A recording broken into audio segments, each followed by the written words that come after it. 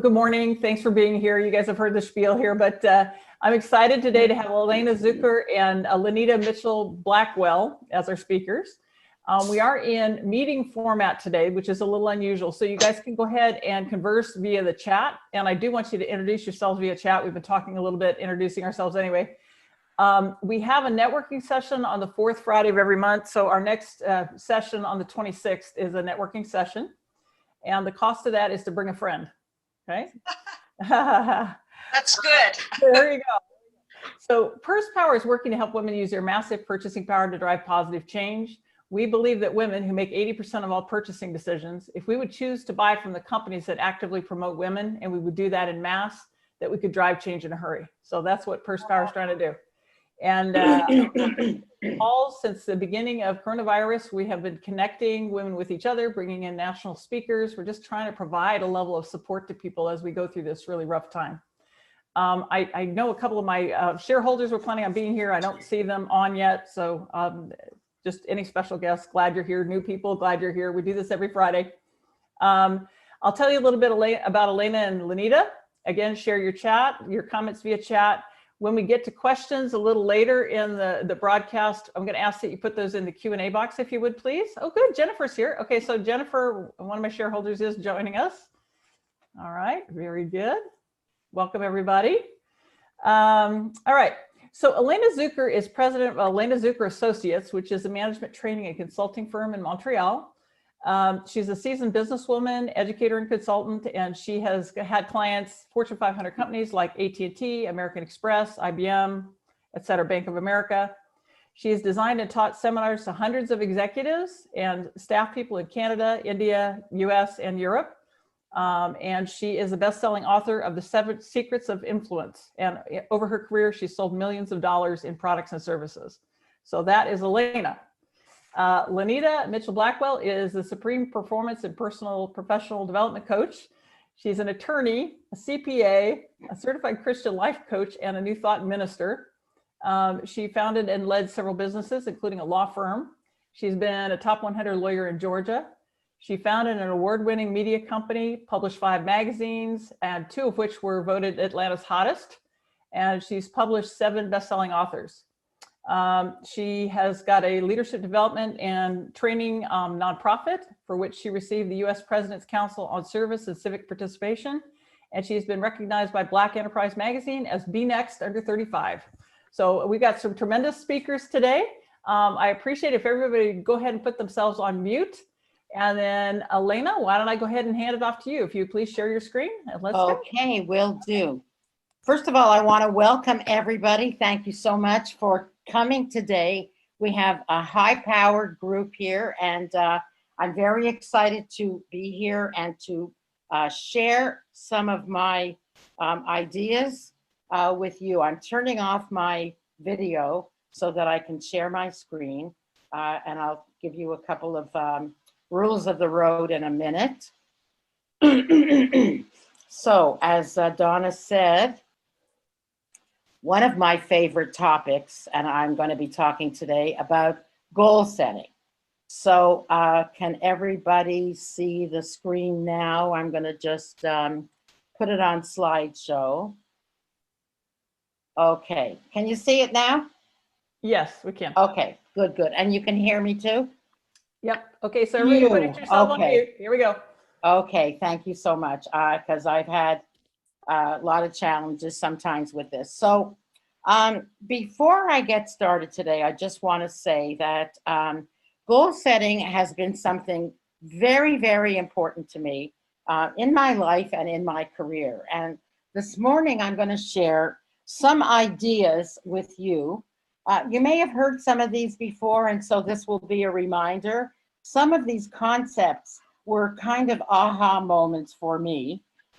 So I'm going to share several concepts. This logo here, Business Class, is a collaboration between Miss Lynita and I, and we're going to talk about that a little more later on. So first of all, a couple of rules for today. You will not need to take notes on anything that's on a slide, because all of these I've put together in a handout for you. And I'll put my email in the chat later on. And you can simply shoot me an email and I will send you this handout. It's kind of like a little booklet. But I will ask you to get an old-fashioned writing instrument, a pen, a paper, a pencil, a quill, whatever you have handy. And I'll explain why later on. But this way of writing notes is I'll show you why it's so important. And so I know sometimes we take notes in our devices, but today I'd like you to use this old-fashioned way. Again, you don't have to write anything that's on the screen, but your note-taking is more for you as a way to write your reflections, ideas, things to remember, whatever strikes you as important. Okay, so let's get started. And the first concept that I like to do before goal setting, and I want to preface all of this by saying that we're going to be doing a number of processes. Let's say preparing the soil for the act of goal setting, because once we do this, some of these important inner processes, the goal setting itself becomes somewhat easier. So the first thing that I like to do, and let me say that some of these processes I do over some hours. And, you know, this is a crazy, unusual year. I don't need to tell you. And so usually I do this January, 1st, 2nd, whatever, sometimes New Year's Eve. But if I look at the goals that I set January 2020, I just have to laugh and tear the whole thing up, because who knew what was going to happen in March? So I like to feel that now we're kind of having a reset. Maybe we can see the light at the end of the tunnel. And so let's pretend that April 1st is like January 1st. You can make your year start whenever you want. So the first thing that I like to do is kind of what I call reflecting on the year or redeeming the year. So the first thing we're doing is I like to look at the successes that I've had this year and I write them down. Excuse me. Then failures and mistakes. What did I do wrong? Now that I see it, what was it that I may have made a mistake? We all do them. And then who helped me? Who were my angels, mentors? Who showed up to help me, especially during this unusual, shall we say, year? And then what were some disappointments, resentments? Again, who let me down? What didn't meet my expectations? They may not even know. I mean, it could be a client that you thought you were going to get and you didn't. Well, guess what? You were disappointed. They went on. So the most important thing is to kind of forgive all of this. Forgive yourself for the mistakes and let it go. You must let this go before you can actually move on. So the next thing about preparing the soil is visualizing, and it's called creative visualization. You have to kind of be able to see it, see the future you before you can be it. And so there are a number of different ways. I like to do this visually. Again, I like to do it in the old-fashioned way of cutting actually scissors and glue or paste, cutting stuff out of magazines, pasting it into a collage. This was a bunch of years ago. It doesn't really matter because it's very personal. I like to call this a goal portrait or a treasure map. And another way of saying it is a vision board. And I know that Lynita has a whole seminar on vision boards that she does at the beginning of the year. And this is one, just an example. You know, it should have pictures, maybe words. I like words because I'm a writer, so words are important to put them. If you just Google vision board, images, you'll find thousands of these. But again, it's very personal. And I think it's good to put yourself in the picture. You maybe put a picture of yourself in it. So, and then what you might do, and if we had more time, I would suggest you do, is kind of close your eyes and think about the future you. What do you look like? Where are you?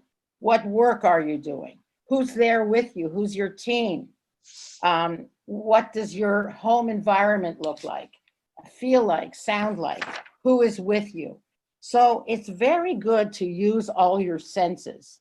What do you see? What do you hear? What do you feel? I'm going to just give you 1 minute to just jot some notes for yourself right now while I take a sip of water. Okay, this visualization is so important. We all do it many times a day. It's simply making it more intentional, more positive. And, you know, we also do negative visualization. So it's kind of destructive visualization instead of creative visualization. You know, something happens, something bad happens, you start to visualize, you know, a bad future, what's it going to look like? And so we want to focus on positive visualization. Many years ago, when my first book came out, it wasn't, you know, that popular, and it was kind of textbooky. But I took the page of the New York Times that had the chart of the bestsellers, and I typed out the name of my book, and I pasted it in the #1 position of the bestsellers of the New York Times. How audacious. And then I made copies of it, and I pasted it all over my calendar and bulletin board. And, you know, it never became a New York Times bestseller, but it did become a bestseller. So there's something about visualizing the results, which I'm going to get to in a little bit. And, you know, athletes and performers do this. Athletes picture their moves, and entertainers, of course, rehearse, but they also visualize the end result, the end of Act 2, and where they're taking applause and taking their bows. So it's very important to visualize your future. As they say, you have to think it, feel it, see it before you can be it.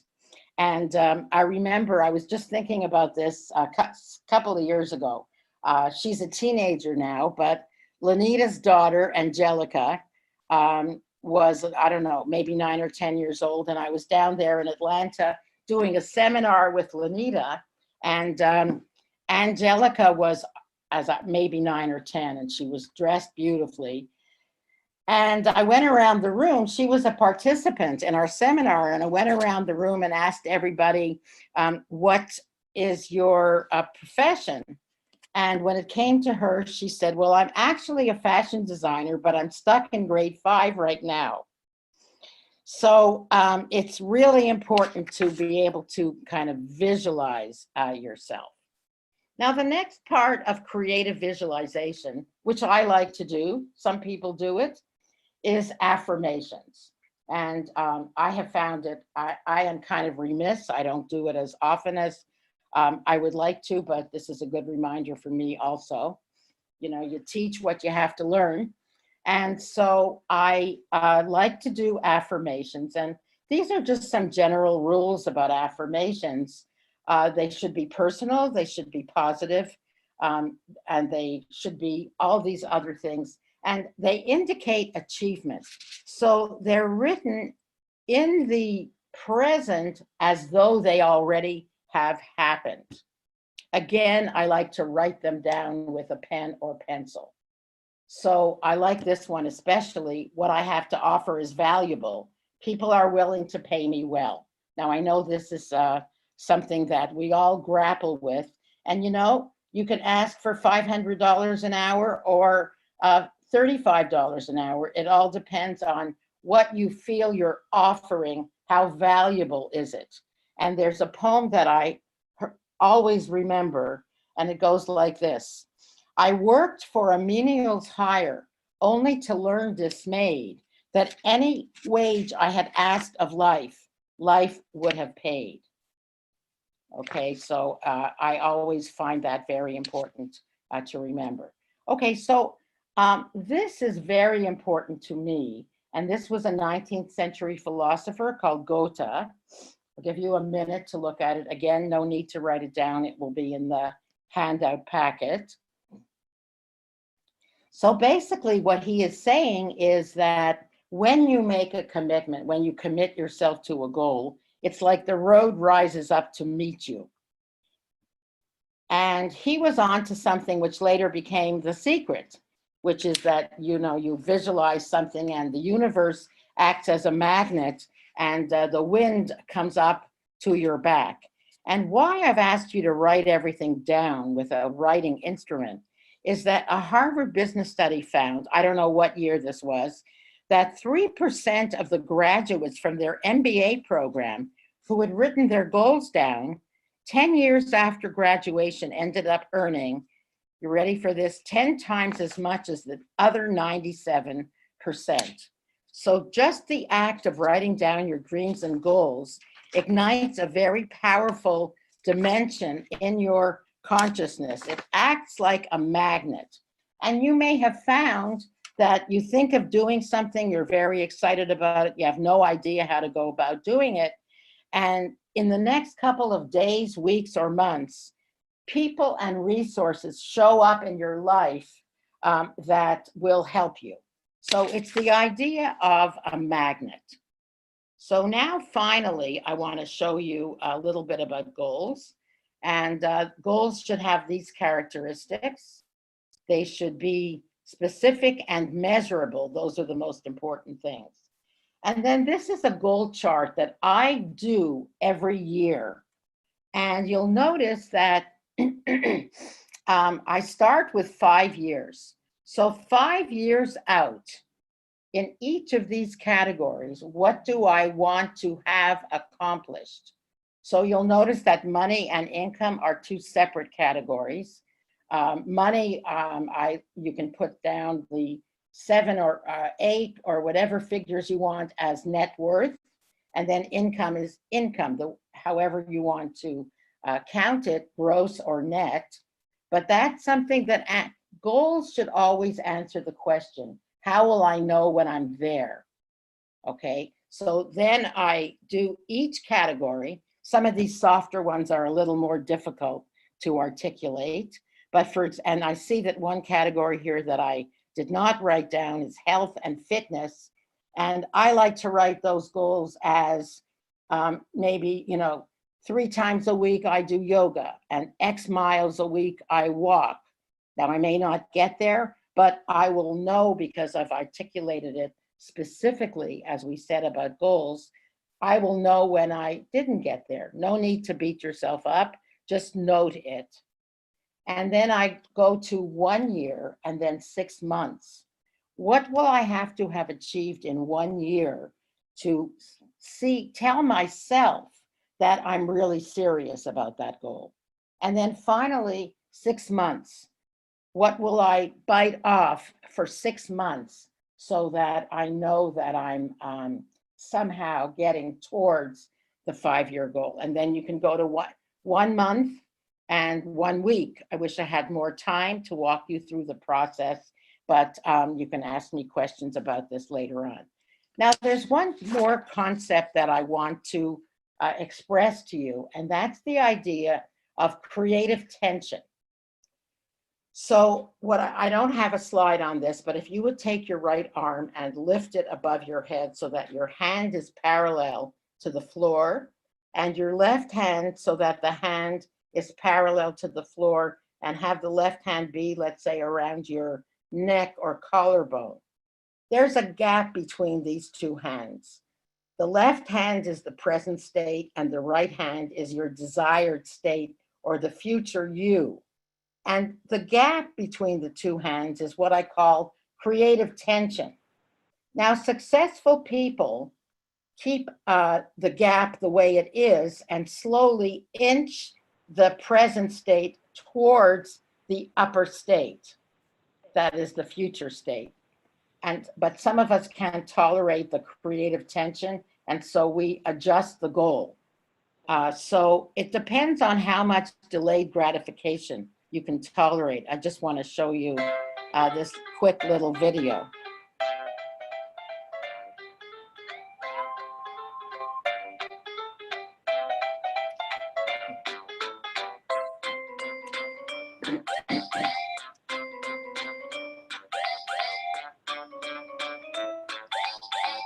Okay, I'm not sure if this is a boy or a girl, but you get the point. So finally, I want to share one last technique that I do, and it's called a success list. And that is some days when, you know, I don't feel like I've accomplished anything, haven't gotten to my to-do list, I still write down 5 successes, even if it was just, you know, showering and getting to my first screen appointment. And then on some days, when you see that you have accumulated a lot of successes, it's a very good reinforcement for yourself. So now I just want to close with a summary of some of the concepts of today. And the first one is clearing the space for success, for goals. The second one is creative visualization, how to visualize your future me. Then what are some of the features of goals? And the magnet principle, that is the power of setting a commitment into your unconscious, the idea of creative tension and how you handle it, and making a success list. Okay, so that does it for me. I hope that I've been under the 20 minutes, and I'm gonna turn off my slides now and turn on my video. Okay, so is my screen off? Your screen is still showing. I think you may need to release it so that Lynita can share hers. Yeah, I'm just gonna, yes. Is it not sharing anymore? Stop. It is still sharing. There we go. Okay, Stop perfect. the share. There we go. All right. So Okay. guys, what we're going to do is we're going to go ahead and have Lynita share her material, and then we'll come back for Q&A. Is there anything else you wanted to add, Elaina? No. Okay. All right, Lynita, take it away. I sure will. Thank you so much. And so today we're going to talk about scaling. And I am going to share my screen here. And let me see.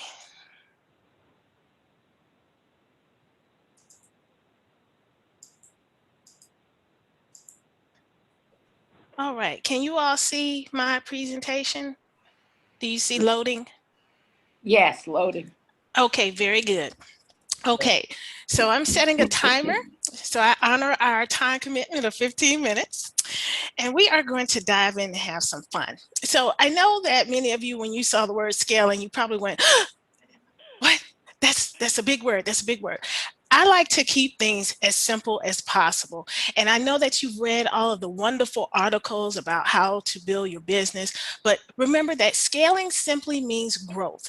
It's responsible growth, it's managed growth, but of course there's a little catch. It's growth with the same or very little increase with the resources that you currently have. Because you don't want to grow your expenses at the same rate that you're growing your revenue, because your income never increases. So since we're keeping it simple, I like to go back to nature, which is one of the most simple ways of doing things. And I think of the basics of growth or scaling as you would a tree. And there are 5 components to that tree. There is the location, the soil, the root, the branches, the leaves, and the fruit. So let's dive in. So when we're talking about our businesses, first we have to make sure that we're in the right location. If you've ever seen someone try to plant a tree or a plant, personally I have a black thumb, so I don't even try. My mother actually gives me plants and she checks on everything for me. You've ever seen them they take a lot of time to select the right place. And when it comes to your business that you have put your blood, sweat, and tears into, you don't want it to die because you're trying to grow at a time where it just will not support itself. So the first thing we have to look at is your industry in ascension or is it in decline? A good example. So last year, when a lot of people wanted to launch their restaurants, last March, April was not the time to do that because everything was in shutdown.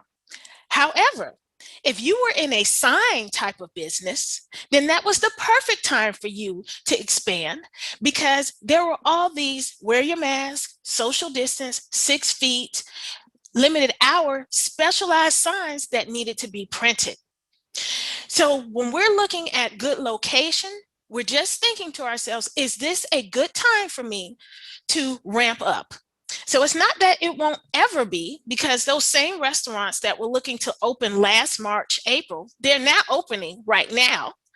It just might not be the right time. So the second thing is, when we're looking at scaling, is the soil good? Is my niche right? Is it too broad? Is it just right? Is it too tight? So I am an attorney. I am a residential real estate closing attorney.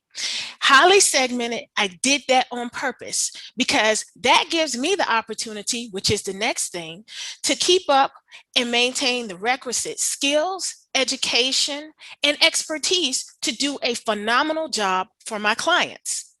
I have to keep in mind that there is a lot of competition out there, even when you are highly segmented. So when you're out here, it makes it really important that you're not trying to do 100 different things. Now, some of you are probably thinking, but I'm not. I'm only trying to do one thing. I am an author. I'm an author on women's businesses. I am an author on women's businesses that are specifically trying to grow in the cosmetic industry. Good. I heard you. That's awesome. But there are other businesses that are doing that as well. And so it is important that you keep up with the changes in industry. One, for me as an attorney, about 3 months ago, the uniform loan application just changed. We didn't get any notice that it was going to change. We just received a new form in the package for us to present to the client to share. Well, I would have been caught off guard if I hadn't been keeping up with what was going on in the industry. The 4-page long form was complicated. Most people didn't understand it. It created more questions than it did create results. And so they streamlined it from having 4 long pages to 2 pages that need to be signed and 1 that needs to be initialed. And all of the information has now come down to, is this right? And are you applying with someone else? That's it. But that required me to know what was going on in my industry so I could continue to provide value. So that's the good soil, so that next we can plant those roots. Now, when we're looking at roots, this is where the rubber hits the road. This is where your business is going to grow. And you have to ask yourself, do you have contracts or do you have gigs? Now let's talk about the difference here. The gig is the one-off. That's the individual. That's someone coming to you and saying, oh, I am in pain. I need you to handle this situation for me right now. If any of you are event planners, then you know a wedding is a one-time thing, right? Well, hopefully for most people, it's going to be a one-time thing, right? And so that person comes, you plan the wedding, and they're happy. But then you're off to the races to find another wedding. So what most event planners do is they don't just focus on weddings. They also do other events, because after the person gets married, they're going to have a baby. They'll buy a house, so they'll have a housewarming. They're going to launch a business, so they have to have a business launch. They are going to have all these wonderful events in their lives. So that's the type of person that you go to ask for the contract. You want to be their life event planner. So for every major thing that happens, you're the person that they call. For me, in my field as an attorney, I work with various large title companies and larger firms that get contracts with the bigger banks and lenders, and then they have to farm them out. Now, how do you convince someone to go from that one contract to, that one gig to the many contracts? Well, the first thing is you have to ask. If you don't ask, you can't get. And so when we're talking about scaling and growing our business, it's asking for more business. It's asking for the opportunity to grow. Now, you're probably thinking then that means that I have to bring in more people. Not necessarily. Remember, I started off saying that this was managed growth. This was responsible growth. So when you're doing a great job, people are going to come to you. They're going to say, gosh, I really want you to do this. And you can say yes, but it is important that you manage your calendar so that you can do a good job when you say the yes. So what does that look like? You're going to have help so that you can say yes. But it's a different kind of help than what you're probably thinking. So the first thing is we have to have people who are acclimated to our culture who can help us. So that starts first with administrative support. So we're talking about EAs or executive assistants, VAs, people who they will not make a major impact on our expense line, but because they're removing the administrative or the redundant functions from our desk, we can now go out and serve more clients and bring more in. And if you are still sending out your own emails, managing your own social media platforms, then yes, it's time for you to hire an EA or a VA to take that off your plate, because that hour every day can be better utilized for those contract clients. Then you're ready, as you're bringing in more business, to build up your sales team. And you want people that you can model in your own image. What does that mean? That means that you don't want necessarily people who have really bad habits that you have to break. You want people who are malleable and flexible. One of the things that always struck me when I was in corporate was the test of the culture when it came to professional dress. Some environments were professional, some were very casual and laid back. And a lot of times they didn't tell you on the first day how to come. And that was a test to see if you were paying attention when you came for your interview, to see if you would fit in.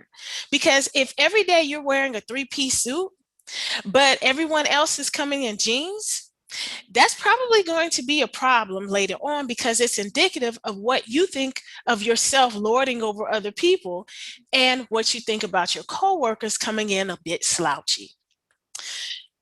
Next, you are looking for people who have excellent client management skills. Now, this is separate and apart from sales team, because salespeople are normally very good when it comes to like smoozing, bringing folks in, making them feel good, knowing the product and all the rest of it. But after sales team hands it off, there has to be the team that actually manages the contract. So these people have to be thoughtful, right? They really have to listen. They have to be empathetic. They have to be friendly so that our clients come and they stay. And then we want to train, mentor, and recognize our people. Now, me, I love pretty things. I love gifts. I love giveaways. I love swag. So that part is fun. But what about the intangible things, or I like to call them the essential, so that we have that stable branch to support all this good business with our good people? Well, once a quarter, I bring in someone who is for the firm, yes, for the company, but also helps my people. So last quarter, I brought in Shana Thornton, who is an award-winning journalist, and she did a presentation on PR 101. And so, yes, that helped my firm, that helped my business, yes, but it also helped the people who are on the line, because most of them are involved in organizations, a lot of them nonprofits, who don't have the resources for a PR firm, but they have them. And now they can do that. That is a skill that they will take with them, where one day they will grow beyond working with me and go off to the rest of their lives. And that is something that keeps people with you, because no matter what you're paying, someone else can pay them too. And so you're differentiating yourself as someone who really cares about your people. And then last, when we're talking about that tree, full leaves yield good fruit. We have to recognize and appreciate our current clients, so that we can get more business and always get the referral. Now, what does that look like when it comes to recognizing and appreciating our current clients? Well, one of them is when we have wonderful opportunities like this with Purse Power, why don't you invite them on and say, hey, I think this could really help you with your business. Or when there are opportunities for you to be spotlighted, ask if you can invite a client in on that interview as a testimonial. That gives them a plug. And how much did they just pay for that? Nothing but being your client or customer. These are things that appear small, but are major when we are talking about bringing in and scaling up our business without putting out a lot of money to do so. Now, with every positive thing, there always have to be these cautionary things, and I would be remiss if I did not discuss these with you. The first thing is non-compete in contracts. So when you're out there and you're selling and people are loving you and they're giving you the business, right? Most companies, when we're talking about you getting 10, 20, 30 projects or programs in a clump, they are going to have a non-compete, non-disclosure clause. That's standard. What is not standard is the promise was made that you were going to get a certain amount of business on a monthly or annual basis, and then it never happens.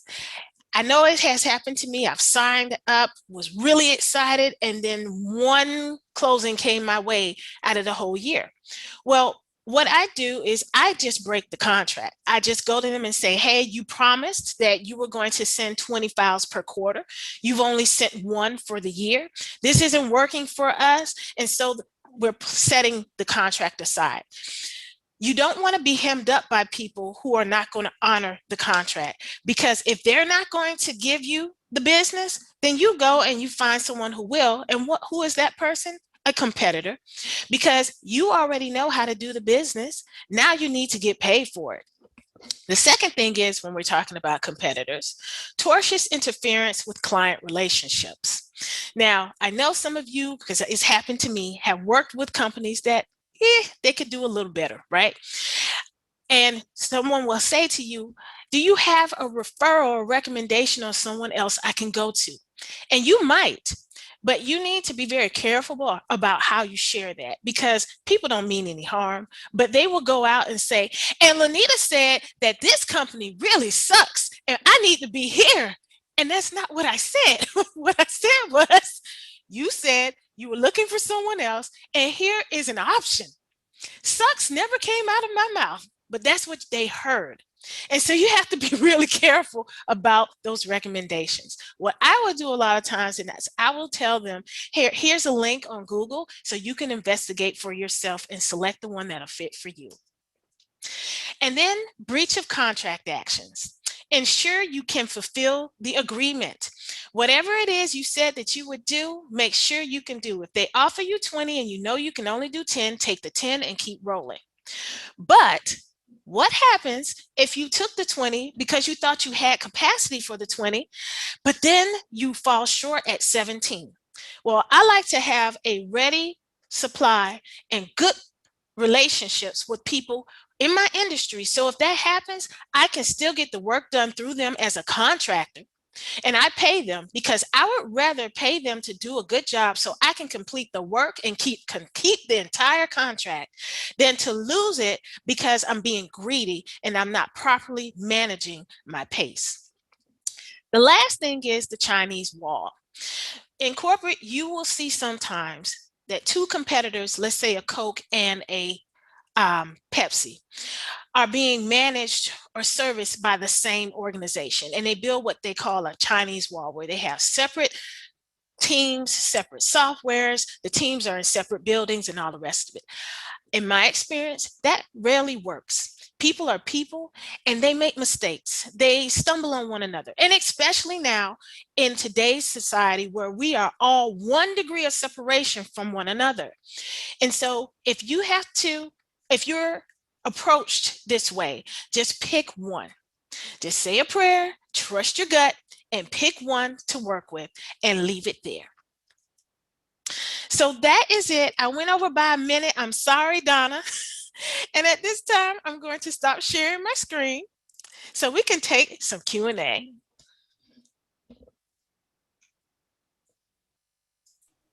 All right, guys, let's see here. So we can go ahead and do the questions in the Q&A box, or we can go ahead and just open everybody up and have a conversation. Which would you prefer?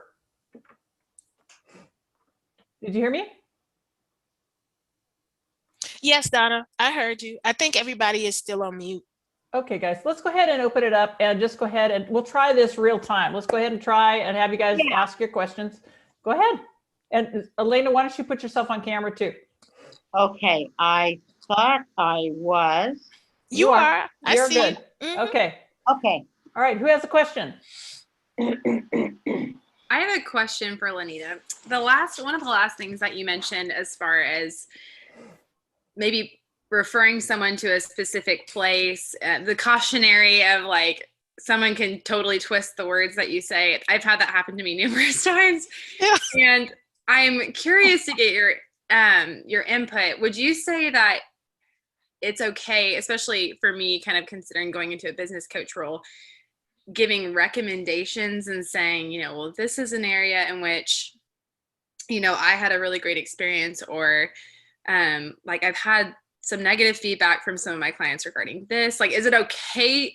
Like, would you just stay away from that completely and just say, here are your resources, look into it yourself, I mean, I guess at what point can you give a little without risking it coming back to So you? Deborah, it's a little different for you because you are a business coach and people are coming to you specifically for that expertise. Okay. And so what I would caution you to do is to couch it just as you started as saying, this has been my experience. I had a positive experience, and to minimize the negative ones. People hear what you say and what you don't say. And so if you're not talking about Coke, then they hear that you're not talking about Coke. They know to go to Pepsi. So really just kind of steering away from any negative input that's negative on different businesses and just focusing on the positive. Correct. Now, if you're asked to look into these others. Absolutely. I would recommend. Okay. And if you're asked a direct question, absolutely answer it. You don't want to get in a situation where people don't think that you're being forthright and honest, because that's damaging to your brand, right? Mm-hmm. But don't volunteer it up. Make them ask the question. Awesome. Thank you. Mm-hmm. You're welcome. Mm-hmm. Other questions? Well, I like the vision board idea, Elaina. I've used that as a chapter chair for the Women Presidents Organization, and Uh-oh, Donna, you went on mute. Yeah. Okay, sorry. Okay, there you are. And your camera is off also. All right, that's what I was trying to do, was open up my camera. Okay. No, I was just talking about the vision board, and I know a lot of consultants use that, but that is hugely impactful to do at the beginning of the year. And it's amazing when you look back at the end of the year at what you've accomplished, how many of those things you had on your vision board you've actually done. People are always surprised about that. Yes, yes. Go ahead. No, it's just, it's something that is fun, not stressful. Remember, this is just for us. It's just for you. It's so private. So yes, I love that. And as I mentioned, and Lynita might want to say something, she has a seminar on vision boards. I believe you do it at the, well, normal years. Yes, that's exactly right. And I switched it up this year so that I'm shifting to do it in the spring after my retreat. One of the things that I have noticed, and it's not just me, it's others that I work with, is that we pull things over from the prior year that shouldn't come with us. And so I'm now do a retreat to clear the slate of all that stuff and then do the vision board afterwards so that we can start fresh. And there are some things that are going to carry over naturally because some of the things that we're working on are major projects. They're not going to get accomplished in 12 months. It's going to take 3 to 5 years, right? But there are other things like what Elaina was talking about, a lot of regrets, a lot of second guessing that really need to be put in the past and left there because they don't serve us anymore. It's a really good point. It's a really good point. Other questions or discussion, guys?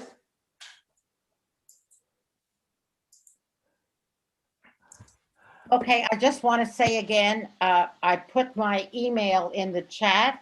If anybody would like a copy of the handouts, they're there. And also in the chat, just to explain what this very long link is, it was a backup plan in case Lynita was still having tech problems. It's basically a 30-minute wonderful video rehearsing for today, I gather, to her peeps on scaling, right? That's right. That's right. So And I found the link in case, in case we lost you, but I'm so glad we found you. because you're awesome and I love it. And I know, guys, I know a lot of you are coaches and consultants. I know that that's what a lot of you do for a living. Are there some things that you do to help your clients with either goaling or scaling up that you want to share? Try to get some discussion going here.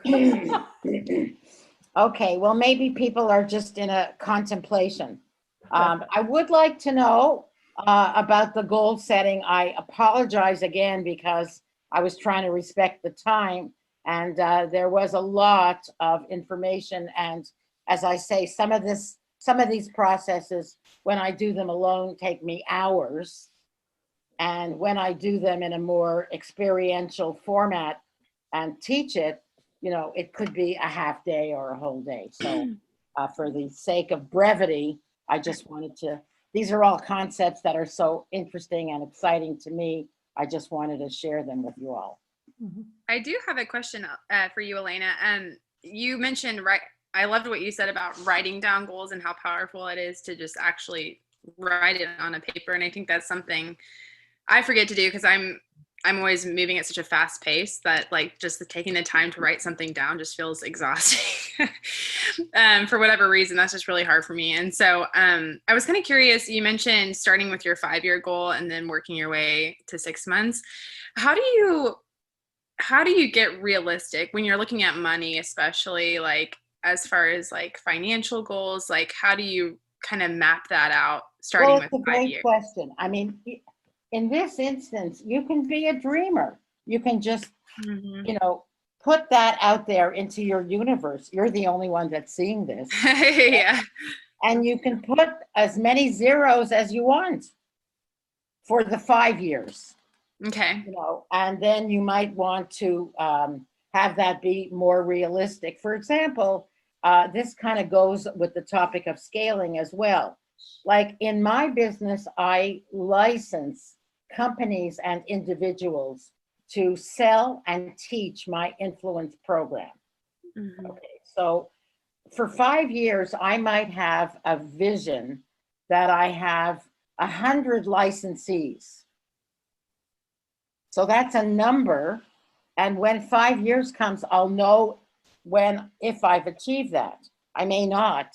And those 100 licensees, I might have another goal that each of them is bringing in X $1,000 of business. So that might inform my the actual number that I'm going to have there as income. And I might have it as gross income, but then I have to look at my expenses. Gotcha. So this is not really a P&L that you're doing here. Yeah. Now, if you're going to be in the business of personal coaching, you might, if you're working by yourself at first, X amount per hour times how many individuals can you realistically handle in a month, right? But then you might think bigger, and maybe you're going to be training other coaches, as Lynita says, in your image to coach what you do. And I know many coaches, right? And I see your faces lighting up here. You have a methodology. Is it replicable? I, for example, have made my one-day influence program has a leader's guide that I can transfer that, if you will, educational technology to other trainers. Okay, does that help? Yeah, definitely. Yeah, I just think I've heard the kind of the saying, there's dreams and then there's goals, and then it's important to make your goals somewhat realistic where you're not totally overshooting to where you can't achieve it and then you just get discouraged because you're like, oh, I got this huge goal Exactly. that But so love I was this kind of quote. curious. Sorry. I love No, this you're quote that someone said, which is that a goal is a dream made visible. Mm-hmm. Yeah. Carol Ford is bringing up the business model canvas. Is that something that you recommend in conjunction with the goals? It's a good way to think I it don't through. even know what that is. Canvas. If you could put the link in the chat. I actually don't know what that is. Well, Carol, are you on screen? Can you talk about that? I know that is a really good tool. Sorry, I was muted. Okay. Yes, we teach the business model canvas. In fact, we had our educational partner, Northwood University, do a quick 30-minute overview on that. So they would have a really good base of how to prepare that. It also works well to get into small groups and work with, a couple of people on that, on how you put it all together. But it brings all the components of what you would put into a business plan together. And it's like the baseline to creating your own business plan, which we know a lot of people do not Wow. do. Mm-hmm. And of course, in our students that we have in Afghanistan and Rwanda, when they put together their business plan, it makes all the difference in the world for them on whether they have success or not. But yeah, and it's kind of like the visual board too, but it's for your business. And it's simple. It's simple. I mean, Yes, you don't end up writing there's a 40 little, page. and I'm going to go get the link to the templates that we use, and I'll share it here. Thank you so much, Carol. good. Sounds great. You're welcome. All right. Other questions, comments, discussion? Yeah, I have a question about scaling. I wanted to ask Lynita what kind of recommendations she has for actually finding good people that you can bring to your business. Yes. So depending on your industry, this is how I did it in law. And I'll also share my example in publishing, then you can fill in the blank for yours. So I got to say this, I was so blessed that before I started my firm, I was an executive recruiter. I placed C-suite professionals. So that's where I got my sales training. Okay. So I applied those same techniques from recruiting to my firm. And we learned how to find the people in the industry, then the hiring manager, and then we would call, leave a voicemail, because they always send us the voicemail, send an email, and then call again with the information saying, hey, did you get my email? Now, the way that I found my clients is I made a list of all of the major title companies that did business in Georgia. And then I found all of the large firms that closed in Georgia as well. And so I then sent the email saying, hey, I've just started my firm. I have I'm in good standing with the bar, and I have all this experience that, even though it wasn't closing experience because I was brand new, but I had other experience that was comparable. And please reach out to me. These are my fees. And most of those emails probably were deleted voicemails saying here, but you only need one. And I got on at that time with a large firm that does not exist anymore because they were tied to Countrywide. And so I started doing business. Well, what happens is your name starts getting mentioned in the rooms in the entire vertical pipeline. And so I was on with the title company, and therefore my name was being mentioned by the lender. And the lender worked with other title companies as well. And so when they needed work, they would send my name. And so that's how it happened. So even when that lender went out of business and that title company, I still had other contracts. Okay, I did the same thing when I founded my publishing company. I had no clients other than myself. And so I put my book out there, and then I was like, if you need help or suggestions on how to publish your book, just call me. And so we would do these small groups, and then people would say, well, I don't want to do all this work. You do it for me. And you know what I mean? Just that's how it turned out. And so I was publishing other people.